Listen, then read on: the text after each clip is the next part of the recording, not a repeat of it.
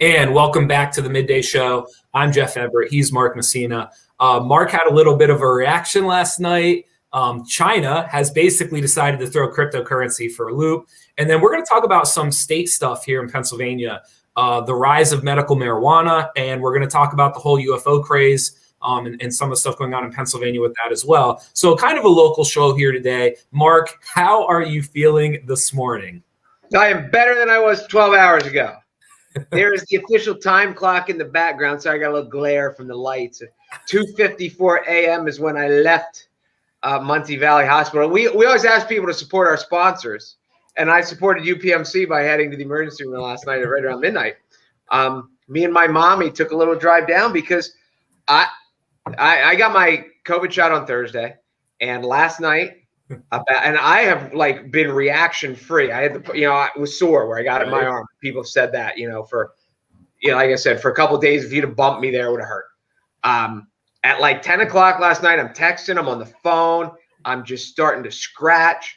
After a couple minutes, you're like, wow, I itch everywhere and I can't stop. I took my shirt off and kind of right up my sides, I guess, is love handles an official medical definite? It was just blotchy and red. And you can tell when you've scratched yourself, and this was not it. And then the back of my knees itched, and I looked on the tops of the backs of my calves, and for the next, I don't know, and I didn't have any Benadryl to take, I didn't have any ointment or whatever. So you just kind of walk around and not scratch. It's like when your eyes itch and you're just trying not to. You got to go with oven mitts.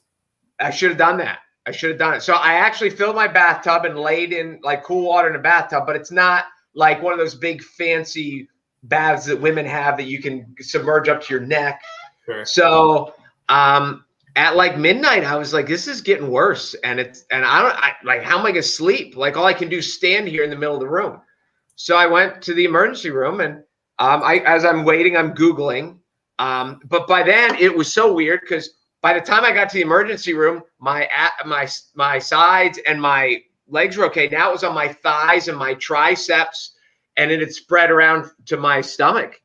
And I was literally walking around the waiting room like this with my hands on my head, like a prisoner being marched down, because I just didn't want to touch anything. Sure. And they took me back. They gave me a couple pills. They gave me some form of Benadryl and some form of something. The guy's like, this is the super blocker, whatever signal your brain is sending to your skin to say, get all blotchy and itchy. It'll stop it. It's just going to make you tired. And then I was good, but that was my night. And I woke up I'm tired because, obviously I was at the hospital at 3 o'clock in the morning, and I got whatever time I went to bed.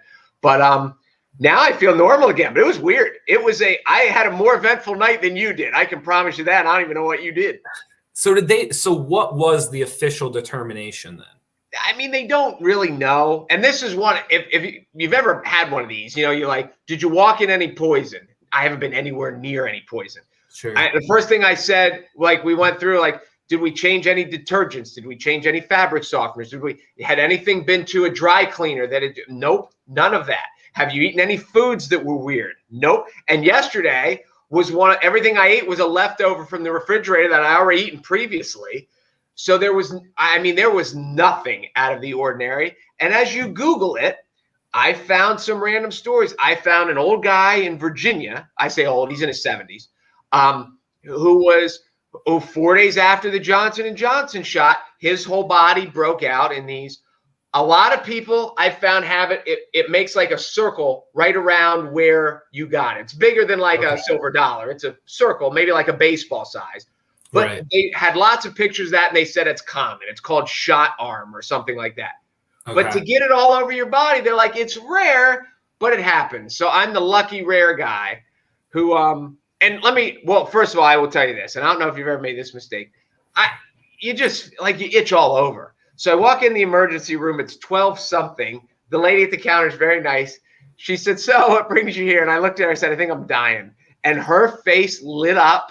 And right away I was like, no, I'm kidding. I'm sorry. That was a bad joke. But then I looked at her, I was like, I'm just itchy. And I realized in the moment, there's no masculine way to say, I'm just really itchy.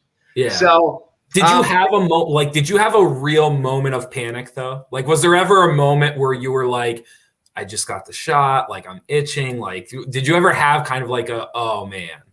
No. And at first I was like, because my mom even suggested, should we go to the emergency room? I was like, no, it's going to, like, as a guy, our whole thing is it's going to pass.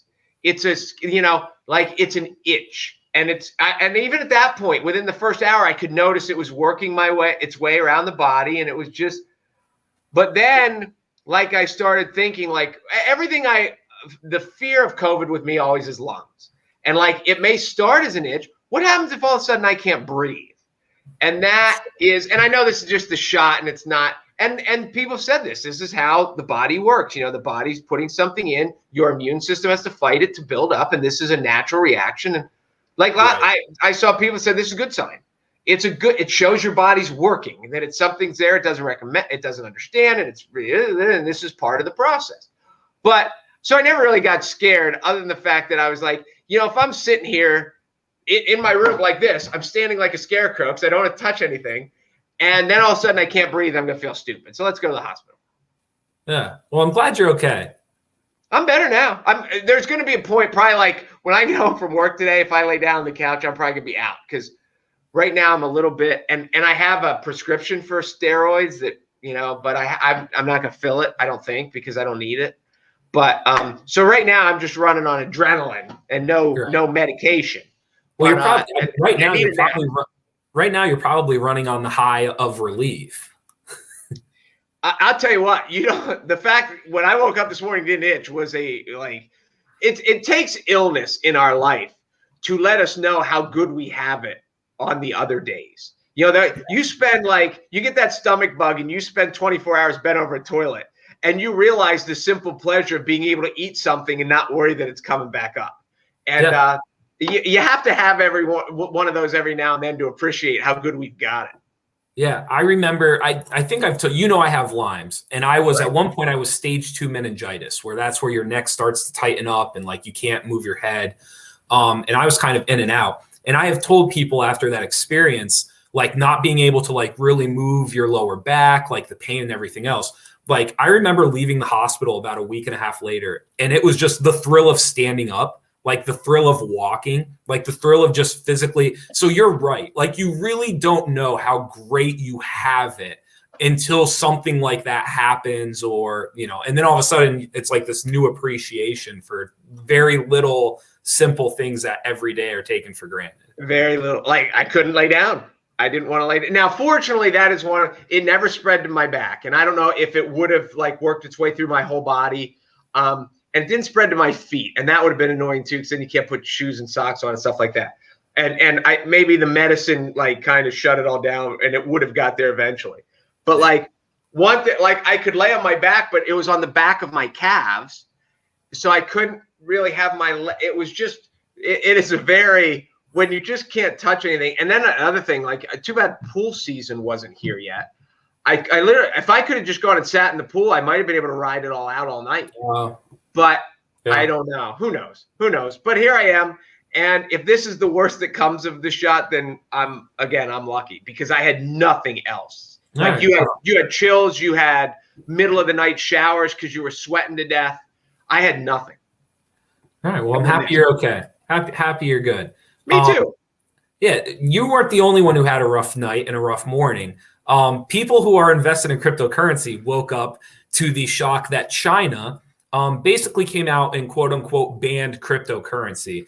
Now, cryptocurrency cannot technically be banned as a whole, but China basically has dreams of creating their own digital currency. It's also a way for them to kind of keep their thumb over top of people's spendings if they're able to create their own cryptocurrency. So China came out and basically said that they have banned financial institutions and payment companies from providing services related to cryptocurrency transactions. And they basically warned their citizens against that type of trading or against that kind of investing in cryptocurrency. Basically what happened in about a 3-hour span, $1 trillion left the cryptocurrency market cap. And it basically left Bitcoin, Ethereum, Dogecoin, all of these famous cryptocurrencies in a spiral downward this morning. Bitcoin was basically lost half of it. At one point, it was worth 60,000. It was below 30,000 at one point this morning. Ethereum, another big one, which had just gone over 4,000 last week, had dropped below 2,000 at one point this morning. Now it's all being bought back up. People are seeing it at a discounted price, and they're kind of buying into it. But I think this says a lot about China and kind of how they view the future of their country. We've talked about China before, them buying stuff up, then kind of being in their own little pocket of the world. But I think this also shows like they aren't just stopping there. They're going to have their own digital currency, and they plan on competing with the dollar at some point. Well, we talked about that what happens if American government just comes in and declares it counterfeit. And you'd said they come up with a digital dollar, and we discussed. You're like, well, it will exist. So it'd be like, I buy you lunch, and you give me a baseball card of Mike Trout, like that's legal, and the government can't stop that. Correct. So I buy you lunch, and you give me however much in Bitcoin or Dogecoin or whatever, and they can't stop that. No. But they can certainly limit it with online purchases, and there are ways that the government could make it harder. And maybe this shows that China's listening to our show and they heard your idea and they're like, that Jeff guy's onto something. Yeah, I think it just shows again, how we're just slow. Like and listen, I love America, but like we're just slow. Like even when you say China, we, you don't mean us. We, us, because we're not helping it. We're not doing anything to help it. I think if we would have came up with the digital dollar and we would have pushed it, maybe crypto. I think crypto was inevitable, but maybe it wouldn't have taken on the life that it has if we would have had a digital dollar ready to go. Or even if we would have dove in with crypto early on and went with it instead of fighting against it. But China is going to fight against it, but they can, because I don't want to say China's not necessarily obviously, I don't want to say the world is not in a free market. Hint, obviously it is not in certain cases, but China has the ability to stop their citizens from doing this. Whereas in America, it's such a free driven market in most cases. Like, I just don't see how America could do that. Well, I agree with you. From when you look at our government, it's so antiquated. And it's so focused on, it's not focused on progress. It's focused on winning re-elections. So when you get, still a bunch of old white guys how many, you go on the Senate floor, how many of those people really understand crypto? Of 100 senators, there's probably 4. So they're not pushing something that A, they don't understand, and B, they're like, all I'm trying to do is win again. I'm not looking for progress. No, we had talked about it before with when the social media conglomerates had gone up there, and people were asking Zuckerberg of Facebook questions, and they just didn't have the capability to ask the questions you needed to ask. Like, it just wasn't there. And it's going to be the same thing with crypto regulation and those kinds of things moving forward. I will say this, and I just mentioned that $1 trillion had left crypto market cap, and there was still over $1 trillion in it. So some of the things that I've been saying to older people in my family and friends who are trying to get into it is, when they were kind of panicked this morning, I said, name something else where $1 trillion could leave and there's still $1 trillion in it. Hold on. Can I guess? Go ahead. The Gates marriage. Yes, that's good guess. Because did Melinda take $1 trillion with her? How much does she have? I don't know. Well, if she keeps talking, if I were Bill, I'd be giving her whatever she wants.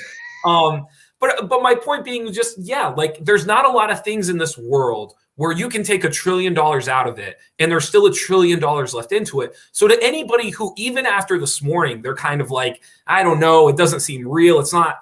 It is real. It lost $1 trillion this morning, and it is fine. Well, here's the thing, and you just take a market adjustment. Usually, that it's not this big of an international. Like, you can always point to market adjustments. An earnings report came out, or this one adjusted because their earnings came out, and then the whole sector kind of followed through to something. But this is just a market adjustment. We just have a big glaring like shot across the bow as to why it adjusted immediately. And it's a bigger story because of that. Yeah. And this is the last thing before we spin the wheel. You had mentioned last week about how you were one of the fascinating points to you with this whole thing is how one person could affect the crypto market, whether it was an Elon Musk tweet or Mark Cuban giving a quote, and how easily it was manipulated by these people. I think one of the things that kind of plays along with it was China and how easily it was for one nation to kind of manipulate the market this morning. What would stop? I mean, if you were somebody in the Asian market or somebody involved with it, you just saw it plummet 50% because you quoted something, you know it's going to bounce back up. Who's to say that this isn't China manipulating the market for themselves? Who's to say that they didn't see the way Gates and Musk have been doing this and Cuban? And who's to say that this isn't their version of it? Yeah, what happens if they come back next week and say, you know what? We've reconsidered. Forget all that. We'll take it. And now they've bought in. Right back up. And now they were able to buy into it in different factions. So I don't know. Obviously that's all speculation, but it's not out of the realm of possibility. And you made me think of that when you kind of brought up the Musk stuff and how easy it was for them to manipulate it. Imagine a nation, imagine a whole country doing it. And where I underestimated, I said, what happens to the power of one guy? Now we're talking the power of 2 billion guys. Yeah. So yeah, it is. How many people are in China? Is it 2 billion yet? I'd have to look it up. I don't know off the top of my head. They have more than everybody else. I know that. Let's thank Weiss Markets. Thank you to Wise Markets for sponsoring the Midday Show each and every day. Go to Wise Markets for all your grocery store needs. Again, now the summer has got here. If you don't have sunscreen yet, go buy it. They also do the curbside, the Wise to go. So you can call, you can do it online. Check that out at any of the bajillion Wise Markets that are around our region. They are far and wide, and obviously originally in Sunbury, Pennsylvania, where the headquarters still are. Nice, good job. Who else we got on there? We also, so prizes on the prize. We have a $25 gift card, a $50 gift card, $100 gift card, all to Wise Markets. We also have Eat and Run Catering, the Moon and Raven, and the Break Room. So some cool places downtown. And, we have not given away an Eat and Run Catering in a long time, have we? It's been a hot second. So anyway, well, here we were one off yesterday for the $100. There's the $100 at the top. I should put a shiny thing in there so we can tell. That's the $100 Wise gift card. And who do we have a chance to give a $100 Wise gift card to today? So today's random winner from the Midday Show Facebook group is going to be Leona Powski. Here we go, Leona. Oh, never mind. I like what you did there with the no look for Leona. I tried. I thought I was feeling it today. I felt like I don't know. It was a late night, Leona. I apologize, but we'll get you a T-shirt, and we'll get you maybe some other stuff, and we'll have some fun. And thanks for joining, and tell all your friends. I do need to mention this. I went to the polls yesterday, and as you you vote depending on where you're at. We see on these lines in Atlanta and Philadelphia, New York City, places where people stand in line for hours and hours and hours. My polling center is a church in downtown Montoursville, and I walk in, I say hi to the people because they're people from town. I've seen them before. I fill out my stuff. I'm there for 5 minutes, and the only reason I was there longer yesterday because it was a paper and pen, and you had to fill in the circles. You couldn't just go dip on the electronic thing. So, but literally while I was in the polling center, someone commented on the Midday Show, and on my way out, I was handing back the pamphlets that the people tell you like on your way in, and I just recycle them with the people. I was like, here, you can give this back.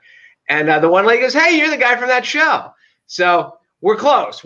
She had us at that show. We're on the Midday Show. But anyway, we're two compliments, and none of them were like scowling, like giving me the finger, like, oh, you're one of those guys. That's good. So it felt good. What's funny about that is all my branding efforts, and we should have just called it That Show. That Show. That was the move, and I missed it. Nah, I like the Midday Show. I think you did well. That works too. I'm going to put you on the spot here. You found this story about medical marijuana and sales growing in the state of Pennsylvania after COVID.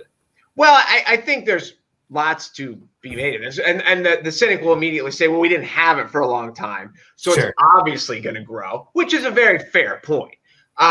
And I don't think you're just like, oh, like it's not like a stock that's been around for 100 years that you're like, well, it's on an uptick. This is a industry that's been around for 100 weeks, and but still, I mean, it's growing and it's going to continue to grow. And I think now that the door has been kicked down to this,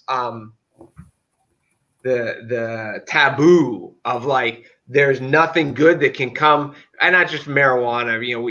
There's still people that think of the hippies of the 60s and whatever, but the chemicals that go into it that have benefits used in other ways for people that I have friends that use it and they swear by it. And they're like, it has made my life so much better for all kinds of illnesses. And it's not like they're just sitting around in their room staring at the ceiling, eating Doritos. So it's it's going to be fascinating to see how it grows and which states are more progressive with it, and then which states geographically have the ways to grow it and indoors and all that stuff and the synthetics that they make. But it's here, and we're going to get to a point where our kids are like, well, what they didn't have this all the time. And you're like, no, we didn't have TV remotes. We had to go change the channel on the dial, and you didn't have phones that could take pictures, and all this stuff. So, so it's here to stay, and it's growing, and it'll keep growing. Yeah, I think one of the things Pennsylvania, and I think the way they did this, and it was very obvious, they were trying to figure out a way to make sure that they were going to be able to collect tax revenue off of it and produce it themselves. And and people who are more involved in this will sound much smarter than me, and they'll be able to talk better. So research, find somebody better than me. But starting about a year and a half ago, you could actually join in with the state of Pennsylvania in a program, and you could actually use your acreage to grow marijuana to help out in medicinal programs, to sell to medicinal research. But you had to do it through the state of Pennsylvania.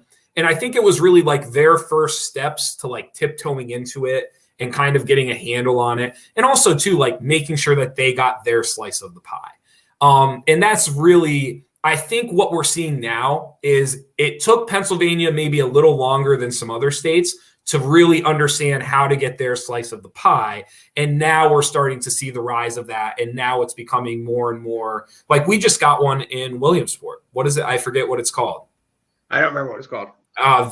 Something Viva Life, something like that. Viva Las Vegas? No. So I think what we're seeing now, I think it was only a matter of time. And depending on which state you lived in, some states were more prepared to take their slice of the pie. Thus, it sped up the process of where Pennsylvania is getting to now. It just took Pennsylvania a little longer. It took the state a little longer, the government a little longer to figure out, well, how do we do this? How do we make sure that we're able to tax it? How do we make sure that we're producing it and we're not buying it necessarily from other states all the time? And so we're seeing the end result of that. It just took until 2020, 2021 to actually see it. Well, one of the other things about the history of our state is, as we look through a progression to now, it's just one. It's a swing state, certainly. And in 16, it went red, and in 2020, it went blue. But there's parts of it that it's seen as very liberal. But we also, in the history, we were very Puritan. The Quaker Foundation, the Amish Foundation, that we're not there's a lot of like dyed in the wool, old-fashioned traditional religious beliefs that are here because we're kind of at where the country was founded. And as you see, I learned this when they talked about the women's vote, that a lot of it started west, and the newer states were like, yeah, the women can vote. What do we care? And then it had to build back. So there's times that especially the Republican citizens of Pennsylvania see this state as extremely liberal. In a lot of ways, it's not, and it's not as progressive. So that's just the history. When you think of the existence of Pennsylvania over the hundreds of years, it has been a very, I mean, it even goes back to the original colonies of Mayflower. They're like, there was the group that wanted religious freedom. That was basically like, you can't tell us what to do. But then there were the groups that were really, really religious. And it was almost like there was no middle ground. There was the extremes on one end. And Pennsylvania was one of the states that has always kind of struggled with that. Yeah. So two things before we go. We are in a little bit of a moment. So one of the pieces here, basically medical marijuana it increased from 40 million in January of 2020 to just over 120 million in April. And now, since then, there have been $2.8 billion in total sales. So we are in a little bit of a moment. Like, this is definitely kind of, if this is the bell curve, like we're looking more up now in this moment. So I'm not really sure. Maybe it's coming out of COVID. Maybe it's just medical purposes. I'm not really sure. I'd be lying if I said I know the reason, but you are correct. And so are the reports. Like, this is the moment. Like, this is the uptick moment that's happening. If you can So you're taking your money out of crypto and throwing it in marijuana. Into Pennsylvania medicinal marijuana. PM. Absolutely. You heard it here first. Caroline said, I saw Mark at the polls yesterday, told him I love the show and added that there should be a show to add the female perspective. He said that's what the View is for. I did say that. Yeah. And her face, she didn't throw any profanity at me, but internally I think she wanted to, because we were in public and she was very adult and professional about it. But that was nice of her. So let's end the show with something a little more fun. We were joking about it in the office. We had some colleagues bring it up. So there was a major report just came out. I don't know the exact details. I haven't had a chance to actually read it for myself yet. But basically it came out and they released a lot of the government footage. They released a lot of the government numbers, reporting, sightings, all that came out. And Pennsylvania is near the top of the list in the country for UFO sightings. Let me give you some stats here before you go on. In Pennsylvania, Westchester had the highest reports. 154 people out of 100,000 in Westchester reported seeing a UFO. So the way they have these broken down is like per population. And you can actually see which part of the states per population see more UFOs. And I'm curious, like, to me, what does that say about your population and if they happen to see more UFOs than not? There's lots of ways you can say. You can either give them credit, because believe me, if you and I walked out and saw a UFO, we might talk about it because of the show. But sure. In general, if we're normal schmucks walking down the street, which most of the time we are, and we saw a UFO, our first thought is, yeah, I know I saw that, and people are going to think I'm nuts. So there's a courage aspect that sure. these people came out and said, hey, I'm just telling you what I saw, and I stand by it that much. Yeah. There's also the other aspect that we naturally wonder, are there 154 whack jobs in Westchester County? Because that, like, how? So I see both sides of it, but it is. She stole my joke. Way to go, Lisa. I was going to go with that. Marijuana usage is up. UFO sightings are up. Is that coincidental? I don't know. I'll tell the jokes around here, Lisa. Thank you very little. I'll say this. Some of the numbers. So Westchester was number 31 on the list. York came in at number 77. Harrisburg at number 83. State College at number 100. Just to give like some ideas. Philadelphia was number 436. So if you live in the city, you're less likely to see a UFO apparently than you are if you live kind of in the middle of nowhere. I don't know what, like, first of all, I don't know if I would report it. That's the other like trick to this too. I don't think if I saw something, like I've seen stuff in the sky and I've seen stuff in the woods, but it never crossed my mind to like report it just because I didn't know what it was. You would only report it, and I'm speaking for you because I'm thinking the same way and we're in agreement on this. You would only report it if you got video of it.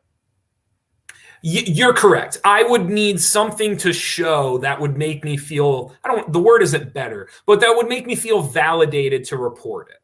Yep. No, I agree. And when you hear that, the only place in our region, in our 12 county region is State College, and much more of a urban, kind of like Williamsport. It's a college town, but there's a lot of people there especially during the school year. But I mean, one of the aspects too is, and this is going to sound like I'm kidding, but I'm really not, is here we don't have people looking up in the sky. We have people looking at trail cams, and we have people looking this way, that their hobby is not, I hope I see something. Their hobby is, I hope I see a big buck on my camera or a big fish in the fish. So there's a lot. It's just, we don't have a lot of bird watchers like this. We have a lot of people that are looking on ground level for something that they can shoot and trap and catch with a hook. And well, the other part that you brought up too, you mentioned a trail cam. The hard part now with some of the stuff like Bigfoot and UFOs and the Loch Ness and all this stuff, 40 years ago, like, well, no one's had it on film yet or camera, but not everyone was walking around with a camera. Not everyone was.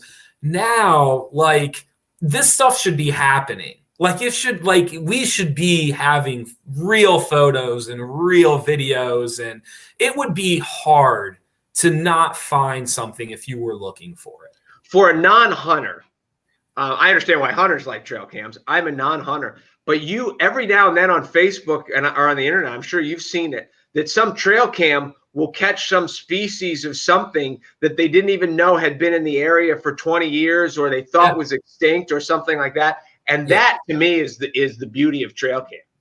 Oh yeah. But don't you feel like we're getting to the point more and more now where it's just harder? Like, it would just be harder to not eventually get something. So let me ask you this, because you're on a farm. I assume you're not a trail cam guy. No, I'm not. I just don't hunt enough. Basketball and hunting are very hard to do both. But if you did, and you had trail cam, and you saw Bigfoot walk in front of your trail cam, the first thing you're thinking is, people are going to say I made it up. Well, yes, 100%. I think the trail cam part helps, though. It does. But we could have a sit-down interview with Bigfoot, and people would be like, it's a fake. It's a fraud. And just because that's the world we live in. No, yes, it is. It's getting harder and harder. The UFO stuff is interesting, though, because now, like, this isn't just data from, like, somebody's basement.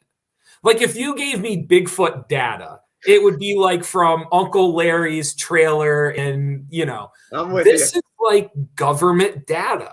Well, I've always believed that there's other life out there. I mean, do you? I believe there's other life. My aspect, and this is, I've always related to this. I forget who said it. It might have been Neil deGrasse Tyson. And his whole thing is, like, when we see an ant, we never think to, like, communicate with the ant. Like, we never think to say hi to the ant or to study. Like, so my whole thing is, even if there were some type of smarter extraterrestrial, like, who's to say that they would even think of us as, like, on their level? We're not even worthy of a conversation. Is that what you're saying? So my whole thing is, I do. I think there's other aspects of life. Whether or not that aspect of life has come to where we are, I think is up for debate. And whether or not that aspect of life, if they have surpassed us, what would even make us think that they would care? Like, what would make us think that we're valuable to them or worthwhile? So I don't know. That's where I'm at with it. If they would have heard our pre-show LeBron James, Michael Jordan argument, they would have said those two guys have it together.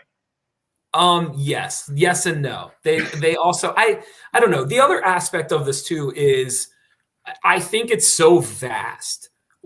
Like, in order for them to find us or for us to find them, it just doesn't seem like it would happen within the lifetime that is your lifetime. Unless you have something really fast like the Millennium Falcon. Yeah, something like that. So I don't know. So, but the Pennsylvania aspect to it is like, we're one of the top states. We're doing well. I think part of it is just kind of the ruralness of some of the state. But I also think, too, to your point, like you talked about people in the wilderness, I think a key point is just the fact that they're in the wilderness. Like, I agree with you. They're not always looking up. But I think part of this challenge is, like, you got to be outside. And I think Pennsylvania would have to be one of the leaders in the country in having people being outside. And eventually you are going to look up. Yeah. So the way to defend us and say we're not crazy. That's good. I'm trying to look out for us a little bit. You did very well. Just a little bit. All right. So that's what we got for today. Anything else you want to touch on? Well, I think there's pizza on the other side of that door, and I'm ready to stop talking and go shove some down my throat. Are you still intermittent fasting? Today I did not, because I don't know what I woke up this morning. I was starving from the hospital. I don't know what happened, but yeah, I'm doing well. I really just got to the point where I'm just kind of happy where I'm at, and I'm just trying to. So I'll do it probably 5 days a week. Yeah. I'm 2.5 weeks in. I've kind of hit like a lull. The first week I was down about 2.5, 3 pounds. Now we just had a party last weekend and I just kind of forfeited all of that. But I'm like hanging in around 2.5, 3 pounds down. So I got to figure out something. I either need to increase what I'm doing as far as a workout, or maybe just kind of like trim back on the initial lunches or something. But it is again, I've changed none of my lifestyle, and it was 3 pounds down like that just by changing the window in which I eat. It's pretty crazy. I took 10 pounds off and kept it off. And I've said this a million times. I'll say it one more. What it's done for me is, like, at night when I'm not that hungry, I don't eat crap just to eat it, because there's lots of times we're like watching TV and we feel like we should eat something just because we're there. So, and it's not something that bad. You know, you open a bag of chips and you eat, you know, all of a sudden half of it's gone, or just, you know, another bowl of ice cream. And I've just cut out the crap that I don't need, and it's really helped. Yeah. It makes eating not a hobby, I think, is maybe one of the best. That's very well said. That's very well said. Is one of the best ways to put it. One more thing before we go. Tonight is the big Warriors-Lakers play-in game. Stephen Curry versus LeBron James. Let's just real quick. I'm tempted to take Stephen Curry and the Warriors, but I think the Lakers are a little too good. Well, you're rooting for Steph. I am rooting for Steph. This is what I like LeBron better. I mean, I like them both. How do you not like them both? But, well, anyway, that's an argument for a different time. I will be fascinated to see as Steph will try to put on his cape and somehow play 45 and a half minutes and figure out a way that he can score enough to get his team over the hump. And it's going to be fun to watch. It'll be interesting. The play-in games yesterday were not that great. They were building up. JV. They're going to have to. The 10 o'clock one tonight is going to have to be pretty good.